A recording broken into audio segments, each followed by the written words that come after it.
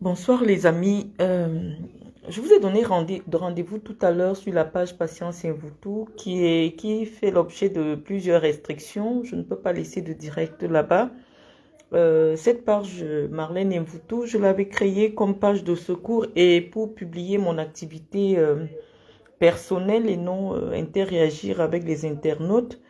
Mais nous allons l'utiliser comme une page de secours afin que je puisse souvent laisser les commentaires sur les sujets pour lesquels vous vouliez que je vous apporte un éclaircissement. C'est vrai que j'étais happée par mon quotidien. J'ai pas trouvé un moment d'échanger avec vous, mais j'ai lu tous vos messages. Je vous remercie pour tous ceux qui s'inquiétaient pour mon état de santé. Je vais très bien, mais sachez que en dehors des réseaux, on a une vie, on a des enfants. Et vous savez qu'en Europe, en ce moment, les enfants ne sont plus à l'école et donc il faut s'en occuper soi-même, il faut être avec eux. Et malheureusement, ça peut faire en sorte qu'on ne trouve plus de temps pour venir échanger avec vous sur les réseaux sociaux. Donc, je vais vous demander, malheureusement, étant donné qu'on va parler d'un sujet sensible, je vais vous prier de partager le direct, de le sécuriser parce que vous savez, j'ai déjà une page qui a déjà été attaquée et donc je voudrais pas perdre de celle-ci parce que cette page, c'est une page où j'ai des personnes qui me connaissent et c'est une page qui est très importante que j'avais pas réservée pour les directs des réseaux sociaux. Et donc, je vais vous donner mon avis rapidement et par la suite, peut-être que je vais effacer parce que je ne compte pas utiliser cette page comme une page pour échanger avec des inconnus. Donc, bonsoir à ceux qui nous rejoignent. Bon, vous qui avez voulu savoir ce que je pense de la CENI à 15 000 francs CFA. Vous savez, les enjeux de la modernité font en sorte que lorsque l'on rend un outil moderne, ça a un coût. Vous ne pouvez pas demander à quelqu'un qui voyage avec le TGV en Europe de payer le même prix que celui qui voyage avec le TER. C'est-à-dire que pour ceux qui sont en Europe, parce que je sais que vraiment ceux qui critiquent le plus le Cameroun, c'est la diaspora. Ils sont dans un continent où ils sont dans des pays où les choses sont très avancées, où des gens ont des ambitions, une autre vision, ils sont peut-être passés à autre chose. Et donc c'est ceux-là qui critiquent le plus le Cameroun. Mais cette critique est nécessaire pour faire avancer les choses dans notre pays. Iris, s'il te plaît, avec ta copine, est-ce que tu peux fermer ma porte? Iris, Nana, s'il te plaît, ferme la porte. Donc voilà, donc je vous disais que mon avis en ce qui concerne la carte nationale d'identité à 15 000, je pense que lorsqu'on améliore l'outil technologique, lorsqu'on améliore la technologie, lorsqu'on améliore la qualité du service, forcément ça a un coût et ce coût va se répercuter. Mais ce que vous devez savoir sur la particularité de la carte d'identité est que la carte d'identité elle est valable 10 ans et donc c'est comme si on vous demandait de faire un document qui vous coûterait que 1500 par an. 1500 par an, à peine 150 francs par mois. Lorsqu'on sait qu'au Cameroun, c'est le pays où on consomme le plus d'alcool.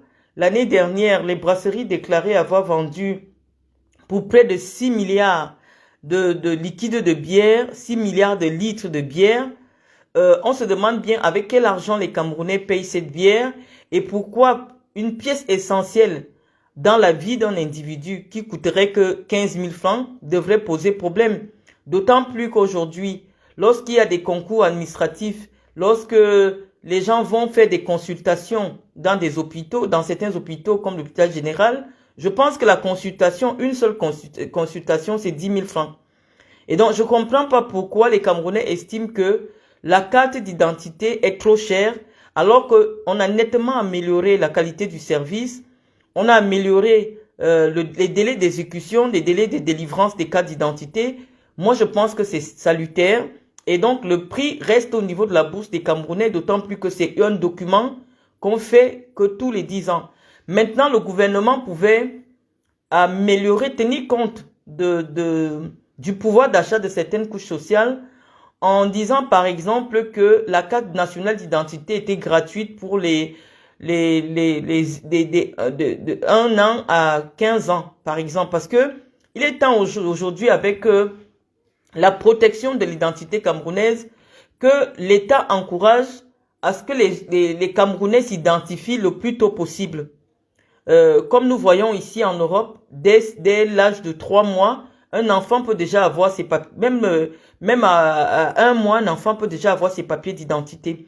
Donc, on pourrait plutôt aller dans le sens de rendre gratuit la pièce d'identité pour les mineurs au Cameroun et de la faire payer par les adultes à un certain prix, 15 000, et puis en cas de perte ou de renouvellement, qui est quand même un coût qu'on diminue parce que quelqu'un qui fait sa carte hier et qui la perd, qui revient la faire, l'État devrait quand même le soutenir en faisant peut-être moitié prix, mais on ne sait pas si les prix ont été adoptés. Je ne fais que commenter ce que vous allez laisser sur ma page Facebook. Effectivement, 15 000 francs, à mon avis, dans un pays où les gens dépensent près de 6 milliards pour de l'alcool, je pense que ce n'est pas cher payé. Il y a de l'argent au Cameroun, mais les gens ne veulent pas le dépenser dans des choses qui sont importantes pour eux.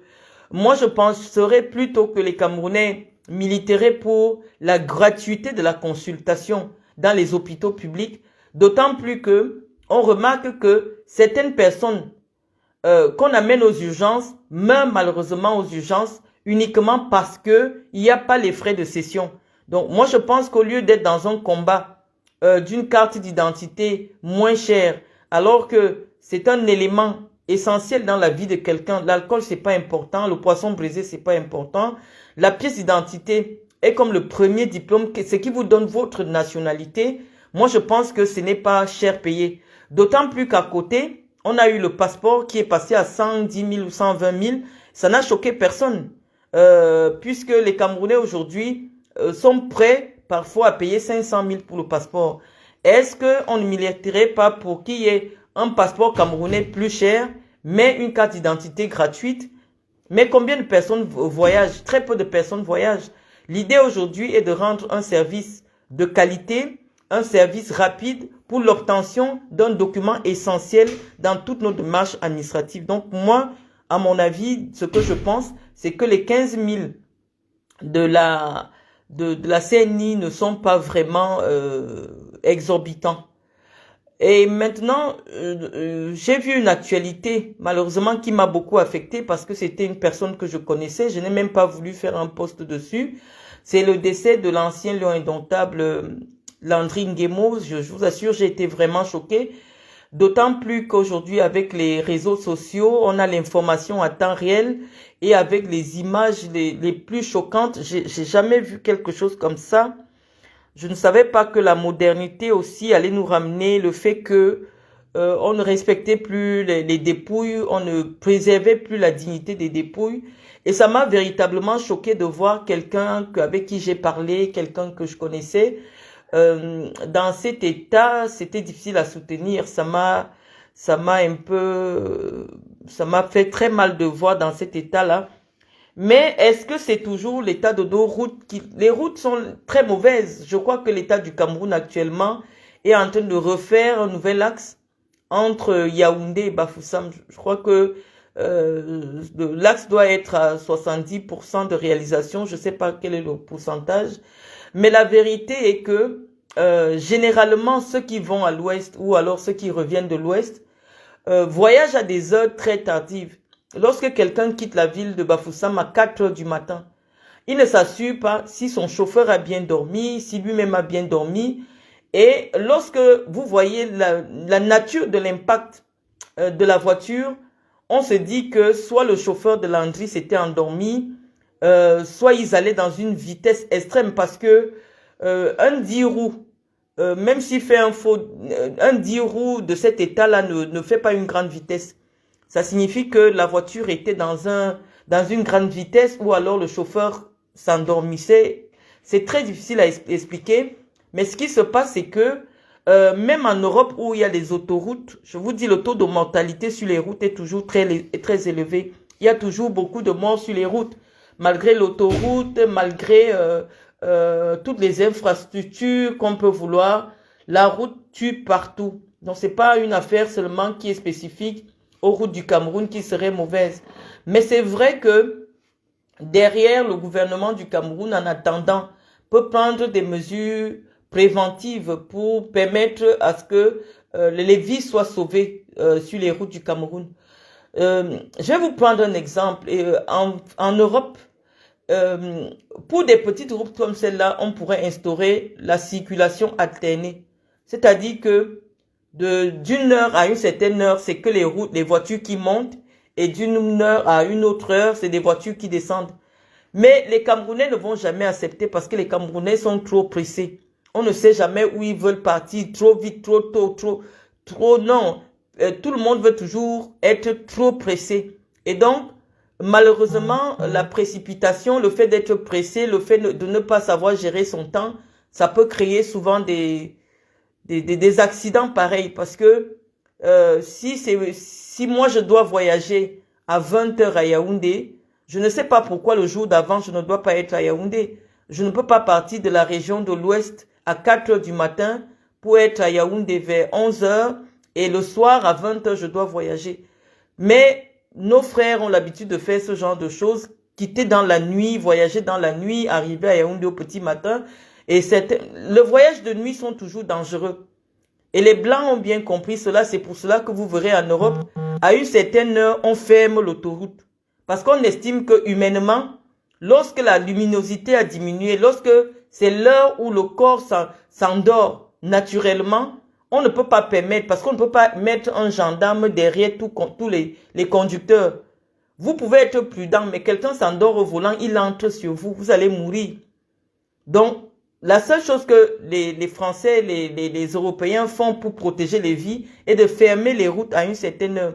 Et ils les ouvrent à une certaine heure pour garantir au moins que ceux qui doivent prendre les routes soient des personnes éveillées. Parce que laisser la circulation comme ça à X heure, 2 heures du matin, 3 heures du matin, les gens circulent, malheureusement, ça peut provoquer des accidents. Mais il y a aussi la fatalité de la vie. Comme on dit, chacun a déjà son moyen. Lorsque on croit en Dieu, on sait que malheureusement, il y a la fatalité de la vie. Quand on est né, on est déjà assez vieux pour mourir. On ne peut pas toujours chercher à expliquer la mort puisque la mort fait partie de la vie. Je sais que nous, les Africains, nous sommes tellement attachés à la vie. Or, nous croyons aux morts. Nous savons que les morts ne sont pas morts. Mais chaque fois qu'il y a une mort, les gens essaient toujours d'expliquer, de dramatiser. Non, la mort existe et chacun a le moyen par lequel il va partir sur cette terre. Ça peut être par l'accident, ça peut faire très mal. Ça peut être par la maladie, ça peut être par autre chose. Mais un humain, sa destinée est qu'un jour il naît et puis il va mourir. Mais n'essayons pas chaque fois, quand il y a une mort, les gens font comme s'ils n'étaient pas au courant que la mort existe. On essaie d'accuser tel. On ne dit pas que ces choses n'existent pas, mais même si Dieu permet que ces choses existent, c'est parce qu'il dit que pour un but, pour qu'il y ait un but, il faut un moyen. Si tu dois mourir, on va aller appeler ton Satan de venir se mettre sur ta route pour que tu meurs. Donc il y a plein d'éléments que j'ai rappelés ici, à savoir le respect des dépouilles.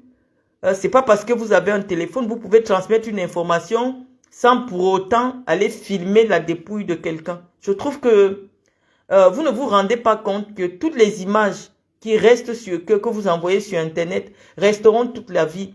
Et personne ne veut voir son proche parent dans ces conditions. J'ai vu, ça devait être le chauffeur de Langry avec les pieds carrément écrasés. Les gens ont filmé. C'est très douloureux. C'est vrai que avec les téléphones, il y a des reporters d'un nouveau genre. Mais je vais vous exhorter, chers frères africains, parce que ce n'est que vous qui faites ce genre de choses. Essayez de préserver la dignité des gens. Même un mort a droit à la dignité. La mort est une réalité. On meurt. Ne soyez pas toujours surpris par la mort. La mort, elle existe. Une personne peut vivre 30 ans et réalise ce qu'un homme de 90 ans n'a jamais réalisé. Et je pense que le jeune Landry nous a apporté la preuve que la vie peut être courte, mais enrichissante. Il a tout eu, il a tout fait. Et donc, si Dieu a estimé que sa vie il avait réalisé tout ce qu'un être peut réaliser en très peu de temps. Il allait se reposer. Et donc, nous devons respecter ça. Nous devons rendre gloire aussi au Seigneur pour la vie qu'il lui a donnée et pour l'empreinte de sa vie qu'il a laissée sur la terre. Au lieu de commencer à épiloguer, de chercher à politiser tout, non. Même en Europe, avec des autoroutes formidables, il y a des gens qui meurent sur la route. On ne vous a pas dit, regardez les taux de la mortalité sur les routes en France. On vous dira toujours qu'il est toujours très très élevé, malgré les tests, l'alcotest, malgré les radars, malgré les autoroutes à 6, 7 voies, il y a toujours les morts sur les routes. Parce que malheureusement, quand vous allez sur la route, vous utilisez une machine que vous ne maîtrisez pas. Vous avez souvent vu ici en Europe de nombreuses voitures être rappelées parce qu'on dit qu'il y a un défaut technique. Vous ne savez pas, il y a des gens qui ont des voitures avec le compteur à 160, 170. Mais quand ils voient la route dégagée, ils se disent, ah, je vais un peu essayer. Sauf que le blanc, lorsqu'il a testé la voiture, il n'a pas testé la voiture à 220 km/h en vitesse dans un impact. Lorsque vous voyez l'impact de la voiture, vous savez, vous imaginez que cette voiture devait être au minimum à 140 km/h. Or, la route, les langues de chat, comme vous appelez vous-même au Cameroun là, quand c'est en France, la route actuelle qui va à l'ouest, le maximum devrait être à 80 km/h. Mais personne n'accepterait faire 7 heures de route entre Yaoundé et Bafoussam. Personne ne peut accepter faire 7 heures de route. Tout le monde veut être pressé. Et lorsque vous êtes pressé, tout ce qui vous arrive sur une route qui est prédestinée à 80 km/h, vous décidez que vous allez faire du 160 heures. Malheureusement, s'il y a un obstacle, votre voiture devient très légère. Les scientifiques vont vous expliquer, il n'y a plus le temps parce que la voiture devient comme le papier. En ce moment-là. Donc, la voiture devient comme le papier parce que plus la voiture est en vitesse, plus elle devient légère et si elle tombe sur un impact, elle s'écrase seulement. Donc, il faut faire de l'autodiscipline. Nos routes de campagne ici, si je vous filme la route qui amène chez moi ici en France, il n'y a aucun radar, il n'y a aucun panneau, il n'y a rien, c'est des routes de campagne. C'est des routes nationales. Les routes nationales ne sont pas des autoroutes. Donc ce n'est pas seulement au Cameroun qu'il y a ce type de route-là. Il n'y a pas l'autoroute partout en France. Quand moi je viens chez moi, je prends l'autoroute, mais à un moment je quitte l'autoroute pour être sur une nationale, pour rentrer chez moi. Et c'est des petites routes. Mais consciemment, vous devez vous dire que lorsque la route devient petite, pour que la voiture soit lourde et que je puisse maîtriser mon frein au moment où je vais vouloir freiner, ma voiture ne doit pas être en excès de vitesse. Puisque lorsqu'une voiture est en excès de vitesse, pour la freiner, c'est très compliqué.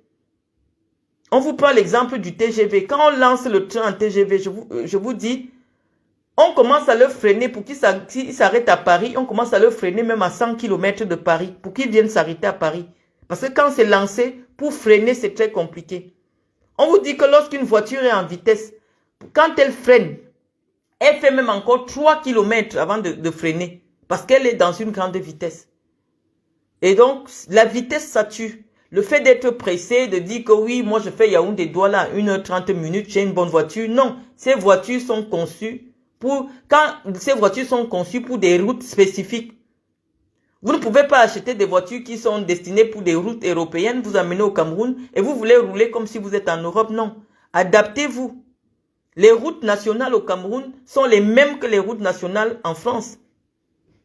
Ceux qui veulent toujours amener le débat dans le sens de dire que les politiques camerounaises ne font rien. Non. Quelqu'un qui voyage avec l'autoroute en France dépense en termes de péage au moins 120 000 pour faire 300 ou 400 km. Il dépense beaucoup d'argent aller-retour. Si on vous demande de commencer à payer le péage à 15 000, vous serez encore les premiers à dire non, comment on peut mettre le péage à 15 000? Or, c'est les prix, le coût d'un péage, c'est-à-dire l'entretien, la surveillance, la qualité, la fiabilité, ça a un coût. Comme je vous disais tout à l'heure en ce qui concernait la carte d'identité. Lorsque vous n'avez pas les moyens, contentez-vous et adaptez-vous à ce que vous avez. Parce que l'autoroute viendra aussi avec des taxes relatives à l'utilisation de ce type d'équipement-là. Donc, moi, je pense que c'est inutile de toujours mettre la politique partout, là où on peut simplement faire de la sensibilisation, là où on peut simplement dire aux Camerounais, écoutez, la France a pris 200 ans avant d'avoir sa première autoroute. Le Cameroun n'a même pas encore 100 ans après son indépendance. Il n'y a pas encore 100 ans. Il y a des choses qui arriveront, certes, mais pour le moment, essayons de bien utiliser ce que nous avons déjà sur place. Ça n'a rien à voir avec le soutien à un tel ou un soutien. Non, c'est juste une conversation humaine que j'ai avec vous. Et ceux qui veulent comprendre, comprendront. Que n'essayons pas toujours de politiser tout. Le Cameroun tue les routes font. Non. Vous prenez la même voiture en France. Vous mettez à 130 km/h. La voiture commence à faire comme si c'est le papier. Essayez de freiner votre voiture quand elle est à 130 km/h sur l'autoroute en France. Vous allez voir que vous allez freiner au moins à 2 km. Donc, c'est de la technologie. Et une technologie que vous, les Africains, vous n'avez pas fabriquée. Que vous ne maîtrisez pas. Vous ne maîtrisez pas ces technologies. Et puis après, derrière, oui, Landry, c'était quelqu'un d'une humilité extraordinaire. C'était quelqu'un qui était d'une humilité extraordinaire. C'est bien de construire les maisons. Mais c'est toujours bien aussi de s'entourer des éléments qui peuvent nous protéger. Parce que moi, je pense que un Range Rover aurait peut-être mieux supporté d'un impact qu'une voiture, une Vitara. La Vitara, la qualité de cette voiture, c'est comme du papier, c'est des voitures de ville. Ce ne sont pas des voitures pour faire la ligne. Lorsque vous voulez déjà faire 500 km, les petites Vitara, là, c'est des voitures de ville. N'utilisez pas le taxi. Les petites voitures, là, pour aller sur la route de l'Ouest, vous allez rester. Parce que là, c'est très long. Vous ne pouvez pas faire 800 km dans des petites voitures. Essayez un peu de comprendre l'utilisation de ce que les Blancs vous envoient. Vous ne verrez jamais quelqu'un avec une petite voiture de ville. C'est pour ça qu'ils appellent ça les voitures de ville. Des voitures pour faire les petites courses à l'intérieur. Toi, tu décides que c'est avec ça que tu vas faire la ligne. Tu vas faire les grands axes. Ça va te laisser en route. Lorsque on aime la voiture, qu'on essaye de faire la route avec la voiture, soit on est dans le bus, mais ça ne veut pas dire qu'on ne meurt pas dans le bus, soit on achète une voiture qui est conséquente. Il y a des voitures qui sont beaucoup plus solides, non seulement pour arpenter les routes du Cameroun, mais pour mieux se protéger en cas d'impact. Donc, c'est mon avis, tout en acceptant la fatalité de la vie, en disant que chacun a son jour. Lorsque ton jour arrive, personne ne peut ajouter un jour de plus à ta vie. Malheureusement, en fonction de ton histoire familiale, comme je disais tout à l'heure. Parce que malheureusement, nous sommes des Africains. Et en tant qu'Africains, il y a des rites qui existent chez nous et qui peuvent remonter jusqu'aux ancêtres que nous n'avons pas connus, qui font que certains accidents de la vie nous arrivent. Par exemple, le fait d'avoir un parent qui est décédé par accident, c'est pas quelque chose d'anodin. Dans certaines coutumes africaines, des gens font des rites pour que ça n'arrive plus. Et si dans votre famille, dans votre vie, dans d'autres vies, vous n'avez pas eu à vous laver de cette malédiction-là, cette malédiction ancestrale, malheureusement, elle peut se répercuter sur la descendance. Et donc, ce propos me permet de terminer sur le petit commentaire que j'ai fait sur ma page en ce qui concerne Brenda. Vous voyez, je suis obligé de courir. Ce matin, vous avez partagé massivement la photo de Brenda qui a décidé de montrer au monde son orientation sexuelle. Et j'ai essayé de vous expliquer en quelques lignes. J'ai essayé de vous expliquer que Brenda Biya, de par ses origines, est française. C'est-à-dire qu'elle a la nationalité française. Qu'on le veuille ou non, elle n'est pas uniquement camerounaise.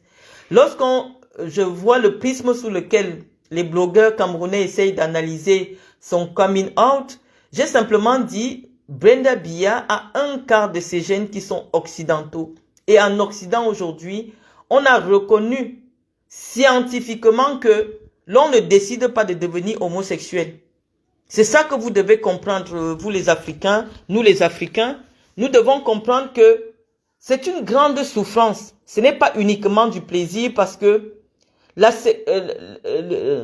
la sexualité d'un être humain détermine l'essentiel de sa vie. C'est Freud qui le disait.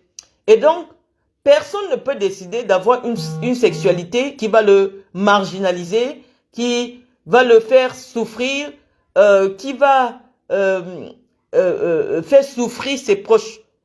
Mettez-vous dans la peau d'un homosexuel et essayez de le comprendre.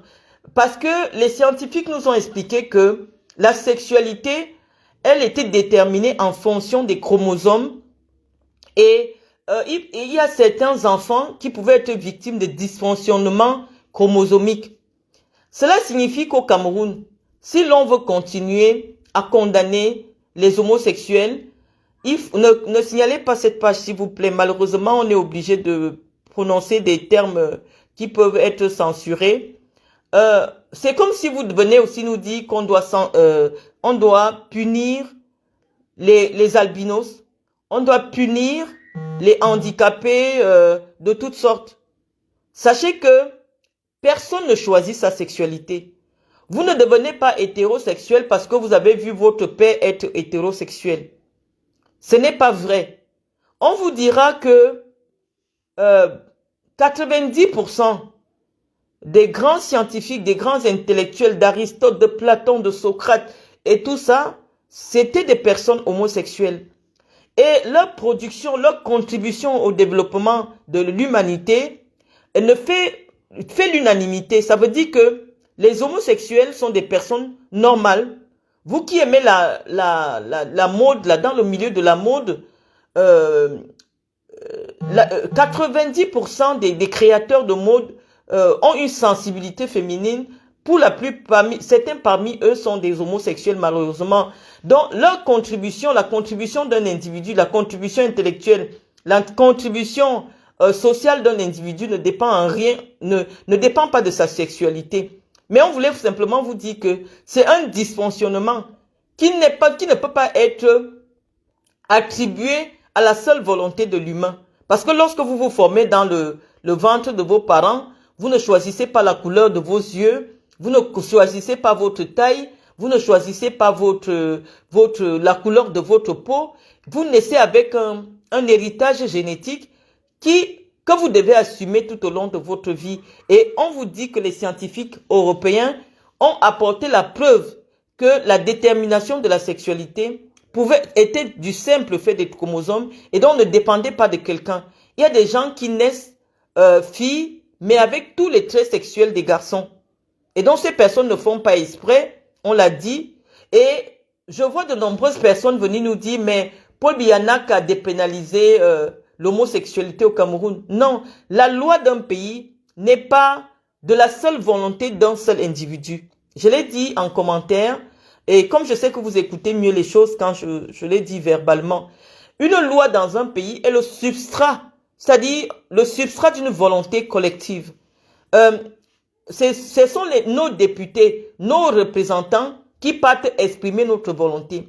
Et au vu de nos traditions ancestrales, nos ancêtres n'ont jamais su que c'est dans le ventre que l'enfant, lui-même sans choisir, ce qui forme l'enfant, forme aussi ce qu'il va aimer dans le sexe. Donc l'enfant ne choisit pas ce qu'il va aimer, un homme ou une femme. L'enfant ne choisit pas. L'enfant naît en fonction des informations des chromosomes. La sexualité d'un enfant est dans les informations de ses chromosomes, les chromosomes qui le forment. Donc, vous ne pouvez pas rendre quelqu'un responsable de sa sexualité. Et donc, comme majoritairement, malheureusement, les Camerounais sont encore enfermés dans l'obscurité de l'ignorance, on ne va pas vous obliger à dépénaliser l'homosexualité puisque une loi est la volonté est le substrat d'une volonté collective. C'est-à-dire, la loi est la volonté de plusieurs personnes.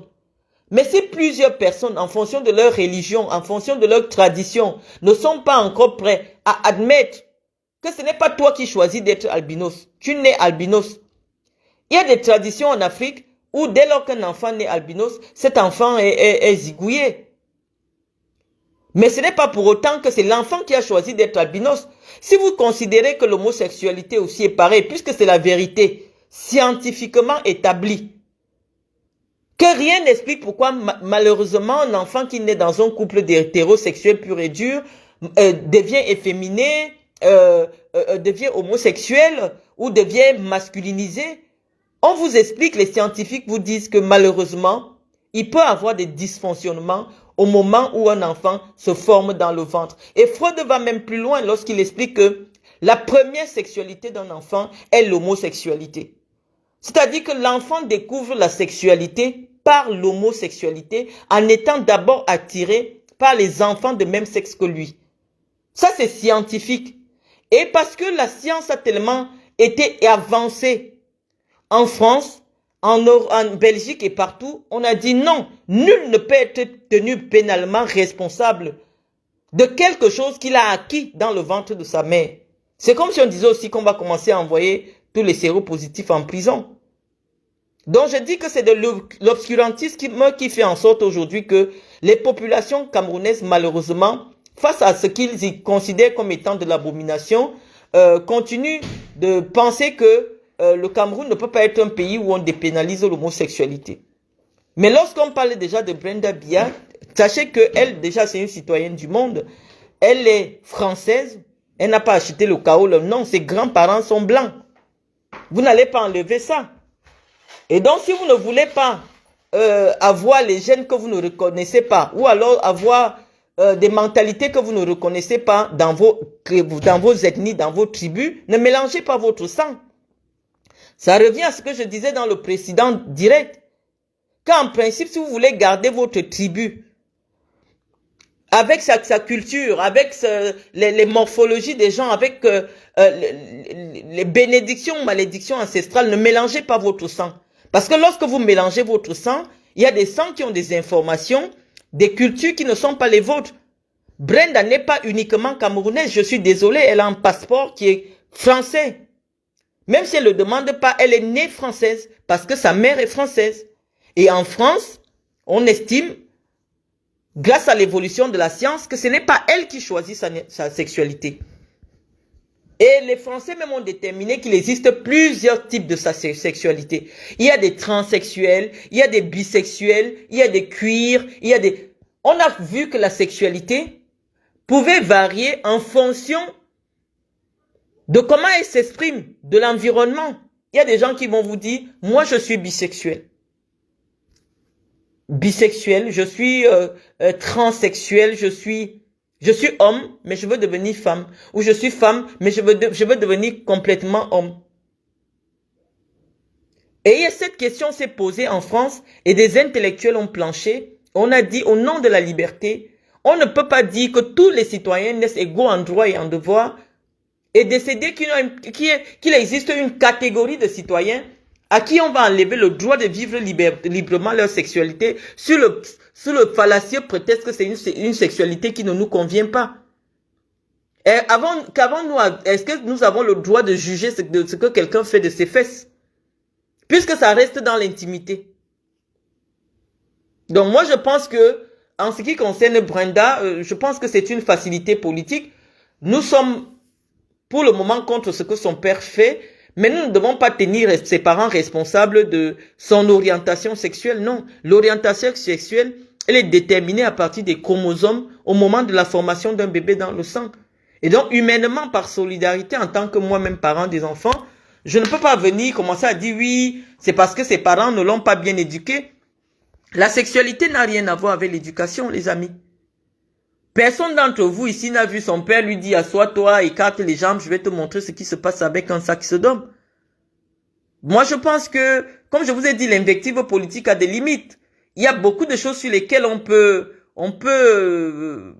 attaquer Paul Biya, attaquer le régime de Paul Biya, mais je ne suis pas pour le fait que l'on utilise les enfants, qu'on insulte les enfants pour s'attaquer aux parents. Je trouve ça d'une facilité qui ne correspond pas à l'intellectuel que je suis. Je trouve ça d'une bassesse. Elle est française, elle ne vit pas au Cameroun. Parce que si elle menait cette activité-là, si elle vivait sa sexualité au grand jour en résidant au Cameroun, on allait lui dire non. Pour vivre dans un pays, il faut respecter les lois de ce pays. Malheureusement, la pauvre, à cause de son orientation, est en exil. Brenda aussi en exil. quand elle vient au Cameroun, elle respecte les lois du Cameroun. Donc, ça n'a pas de sens de dire qu'il faut aussi qu'elle parte en prison. Non. Brenda a un statut de diplomate au Cameroun. Brenda a un passeport diplomatique. Vous ne pouvez pas demander qu'on enferme un diplomate au Cameroun. La Convention de Genève vous dit non. C'est pas possible de mettre un diplomate en prison. Mais Brenda respecte la loi du Cameroun. Ce n'est pas au Cameroun qu'elle a fait ça. Elle n'est pas venue, elle n'a pas embrassé une femme dans une rue au Cameroun. Non. Brenda a respecté la loi du Cameroun. Et comme je disais tantôt, le 2 poids 2 mesures, je suis pas d'accord. Parce que si ce n'est que sur la base des rumeurs, des supputations, il y a des femmes comme Puene Françoise Mami Yanga qui devait aller en prison. Tout le monde sait qu'elle est homosexuelle. Mais puisque dans sa sexualité, elle n'a jamais dérangé personne, ou elle est homosexuelle, ou elle est bisexuelle, elle n'a jamais dérangé personne, ça ne vous a pas empêché de faire d'elle une sénatrice de la République.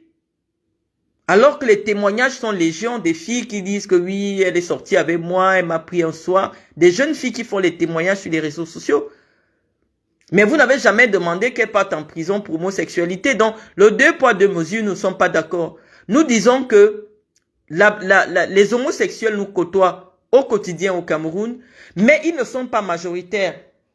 Et comme ils ne sont pas majoritaires, malheureusement, en démocratie, c'est la volonté de ceux qui sont majoritaires qui s'applique.